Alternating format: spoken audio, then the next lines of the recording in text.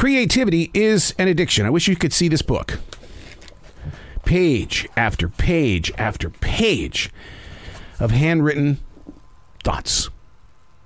Creativity is an addiction. You got to feed it. You got to learn to listen to it. You got to understand it. You've got to build with it. You've got to take away from it. You got to trim the limbs. Unplug, because we will always say yes to creativity. Totally uncut, because we all make mistakes. So turn it into a tool. This is Arrow Unplugged. Waking up on a dreary, wet Monday. Man, it steals from the imagination. Are you in the same boat? When it's raining, do you go, oh man, it's great. Let's go. Let's have some fun. Or do you go, oh, for the love of Pete. I'm a light person. I find energy in very, very well lit up areas. Sadly, my writing space sits next to a series of windows that measure, let's say, 7 feet high, 12 feet wide. One giant glimpse of a wet forest in South Charlotte, North Carolina. Sure, I could bring down the shades, but I'm sure you're like me.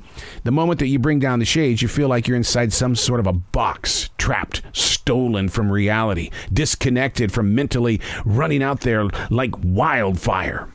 Well, as a creative person, I've had to learn how to dance with gray skies and shadowless trees. The heart wants to delve into a day of complete relaxation, to sip on hot coffee while binge watching whatever appears on the TV in the moment. But that's not me. I can't do that. That's just not me. It's a Monday. You got to get to work. The guilt-tripping soul and the way that it tears up each and every one of us. So I've got to push beyond the storm and find light in what is mixed, produced, and delivered, to see what readers or listeners never will. I wish I could turn this microphone now around to show you the forest. The negative is that it is gray. And the negative is that I can see the raindrops falling from the sky. I can see everything. But the positive of this picture is how deep green everything is.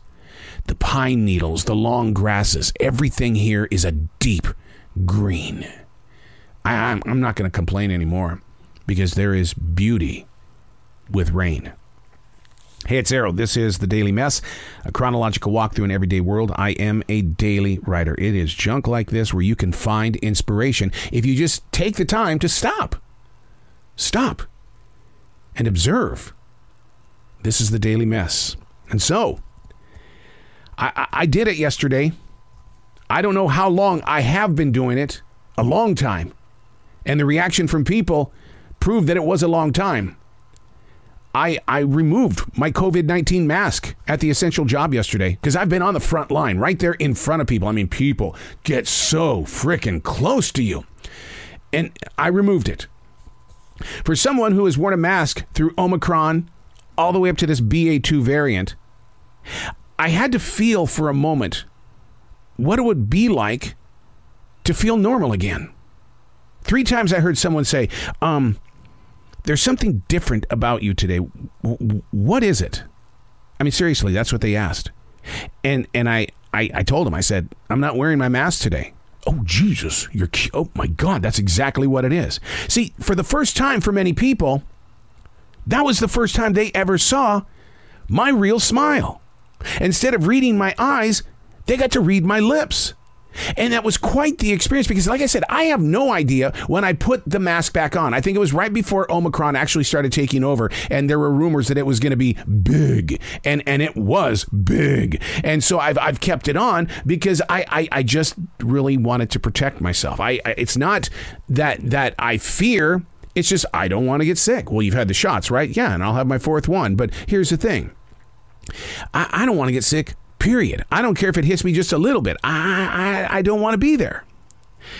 I could breathe normal air. That's what it was like. Normal air without a piece of cloth in front of me. Now, you might be the type of person that said, we don't even need those masks. This is not about you. Okay, so don't even step in here. Not about you. This is about those that are still wearing a mask, and I'll probably put mine back on again. Not because of fear, because I want to be protected. Because I'm right there on the front line. And I don't know how to tell somebody, please, I need 6 feet. There's a gentleman. I don't know what his name is, but I'll tell you what, we made a connection earlier this week. Very religious man, old man, very religious, very. Comes in and I ask him, I said, how you doing today, dude? He says, Jesus is alive in my soul. This is the first time I met him. And I said, Jesus is alive in your soul. Man, you bring up Jesus, I'm going to talk Jesus with you. Because if you're going to openly speak like that, I'm going to openly bring some verses into this subject as well. So anyway, we made a connection is what we did. And then so he comes in yesterday on Easter Sunday. Oh, no. It was not a handshake this time. This time he grabbed me and hugged me. And I'm going, I don't have my freaking mask on. Oh, my God. So, it scared the bejeebies out of me. And maybe that's one of those moments where, and I'm going to get a little religious on you here. Maybe that was one of those moments where God said, trust me, have faith in this moment of embrace.